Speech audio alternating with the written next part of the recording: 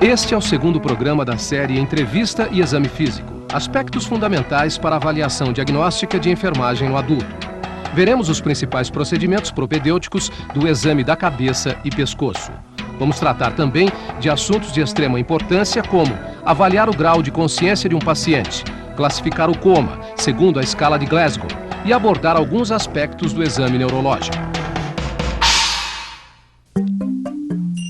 A semiotécnica da cabeça compreende o exame do crânio e da face. O exame deve ser iniciado pela observação da posição da cabeça, que deve estar ereta, em equilíbrio e sem movimentos anormais. As alterações da postura podem indicar doenças do pescoço ou das meninges. Deverá ser observado o tamanho, que varia com a idade e o biotipo. Alterações como microcefalia ou macrocefalia podem estar presentes. Deverão ser observadas alterações como lesões localizadas, cistos sebáceos e hematomas no couro cabeludo. Avaliar também características dos cabelos, como distribuição, quantidade, alterações na cor, higiene e presença de parasitoses no couro cabeludo.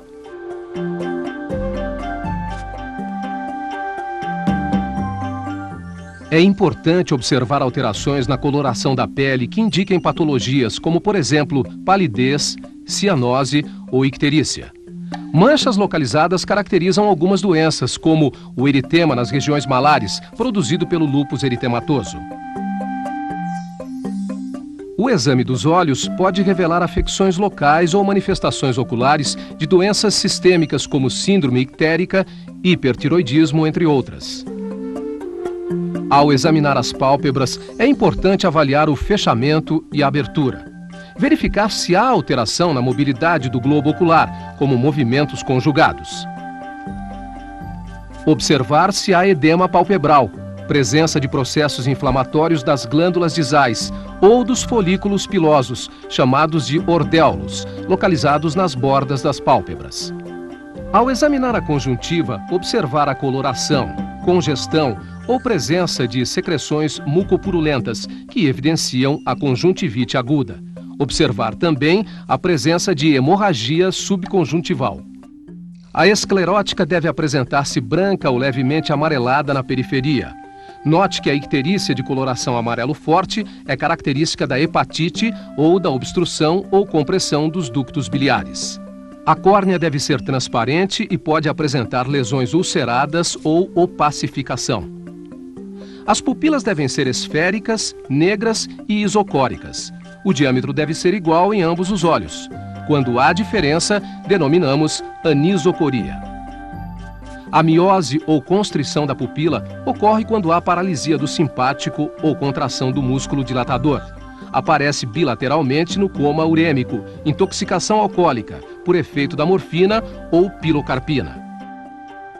A midríase ou dilatação pupilar ocorre quando há paralisia do esfíncter. Observar forma e tamanho que poderão estar alterados nos traumatismos, tumores ou doenças endócrinas em que se observa a acromegalia.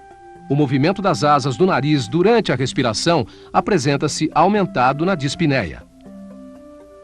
O exame endonasal permite verificar a presença de sangue, secreções mucopurulentas, crostas e a integridade anatômica do septo e mucosa. O exame da boca é feito com a ajuda de uma espátula. É importante avaliar a coloração da cavidade oral, o hálito e também lábios, gengivas, dentes e língua. Ao examinar os lábios, deve-se observar deformações congênitas ou adquiridas como ulcerações, fissuras, presença de lesão herpética, aumento do tamanho ou edema.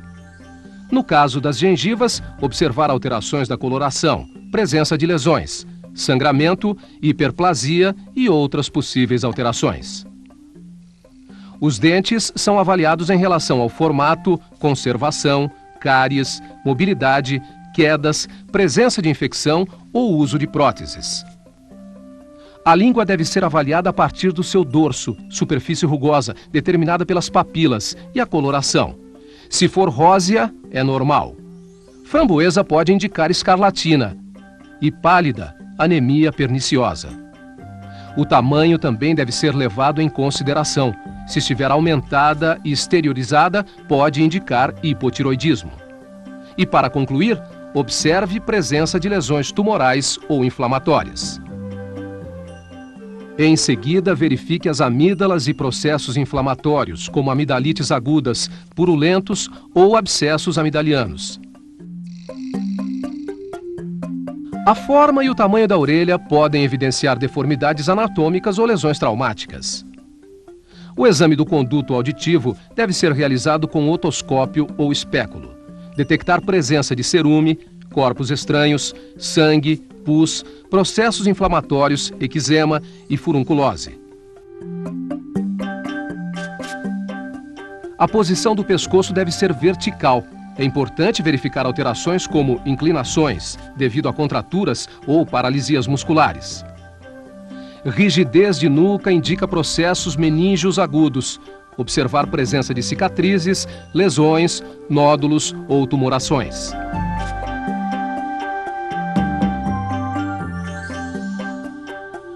A glândula tireoide normalmente não é visível. Quando palpável, avaliar sua forma e consistência. Pode apresentar nódulo ou bócio. As jugulares normalmente não são visíveis e um discreto engurgitamento deve desaparecer com decúbito de 30 graus. Quando engurgitadas no decúbito acima de 45 graus, bilateralmente, indica insuficiência cardíaca. Unilateralmente, indica compressão do tronco braquiocefálico daquele lado. Na carótida, geralmente as pulsações não são visíveis. Os tumores pulsáteis podem ser detectados pela palpação com o dedo indicador e médio, através da intensidade dos batimentos. A frequência da realização do exame neurológico pela enfermeira dependerá das condições de admissão e estabilidade do paciente. Para um paciente estável, o exame neurológico poderá ser realizado uma vez ao dia. Porém, em pacientes que apresentam alterações do quadro neurológico, é necessário que seja feito com maior frequência, com a finalidade de avaliar a evolução e monitorar a resposta ao tratamento terapêutico. Consciência pode ser definida como conhecimento de si mesmo e do ambiente. É a capacidade que o indivíduo tem de poder reagir quando está em perigo ou de satisfazer suas necessidades biológicas e psicossociais. O fenômeno consciência é o resultado da integração de várias estruturas neurais e tradicionalmente é dividido em dois componentes: o despertar e o conteúdo da consciência. Claro, você pode conversar comigo? Lesões no córtex cerebral podem ocasionar distúrbios específicos do conteúdo da consciência, tais como a afasia, que é a perda ou deterioração da linguagem.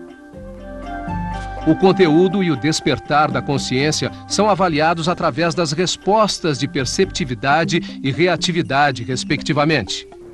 A perceptividade está relacionada à função cortical e é avaliada através da análise das respostas que envolvem mecanismos de aprendizagem que requerem certo grau de integração cortical. A reatividade é variável quando há perda da consciência e não depende do córtex. Ela pode ser inespecífica, quando a reação é apenas abrir os olhos, ou seja, acorda, mas não interage. Está diretamente relacionada ao tronco cerebral. Vegetativa, que é relacionada ao controle das funções fisiológicas. Respiração, temperatura e pressão arterial são as últimas a desaparecerem. Basicamente, a avaliação do nível de consciência parte da utilização de estímulos e da observação de respostas. Estes estímulos devem ser inicialmente auditivos e depois táteis.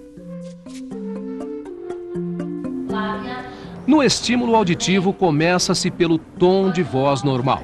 Obtendo resposta verbal do paciente, a enfermeira deve avaliar o nível de orientação, no espaço, no tempo e em relação a si mesmo. É necessário também avaliar a função cognitiva através de perguntas, verificar a memória, a atenção, a concentração e a linguagem. Não obtendo resposta ao estímulo no tom de voz normal, a enfermeira deve utilizar a voz alta ou algum barulho, como produzido pelo bater das mãos ou o estalar dos dedos. Em caso de resposta verbal, avaliar orientação e cognição. Nos casos em que o paciente não apresenta resposta ao estímulo auditivo, deve-se tentar o estímulo tátil. Inicia-se com um leve toque sobre o braço do paciente, chamando-o pelo seu nome. Se não ocorrer resposta, o estímulo doloroso deve ser aplicado. A aplicação do estímulo doloroso deve ser realizada no leito ungueal através da aplicação de uma pressão sobre as unhas das mãos e dos pés.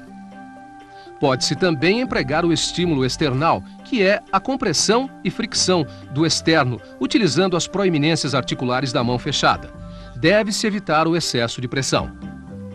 Para minimizar a subjetividade dos termos e padronizar os registros, surgiram escalas que possibilitam a avaliação do nível de consciência de maneira objetiva e o registro de forma simples e rápida das informações.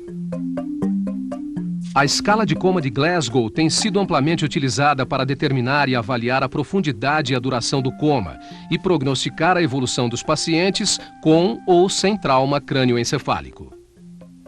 A avaliação tanto da função e do dano cerebral quanto da evolução do nível de consciência é feita com base na pontuação de 3 indicadores: abertura ocular, melhor resposta verbal, melhor resposta motora. Durante a avaliação das pupilas, devem ser observados e anotados o diâmetro, a forma e a reação à luz ou reflexo fotomotor. Deve-se sempre comparar uma pupila com a outra e, quando houver diferenças, devem ser anotadas. A medida deve ser feita com um instrumento de precisão, denominado pupilômetro. O diâmetro da pupila varia de 1 a 9 milímetros, sendo considerada uma variação normal de 2 a 6 milímetros, com um diâmetro médio em torno de 3,5 milímetros. O diâmetro pupilar é mantido pelo sistema nervoso autônomo. O sistema nervoso simpático tem a função de dilatação da pupila, provocando a midríase, e o parasimpático, a função constrictora da pupila, que leva à miose. O exame da cabeça e do pescoço oferece dados fundamentais para o planejamento da assistência de enfermagem.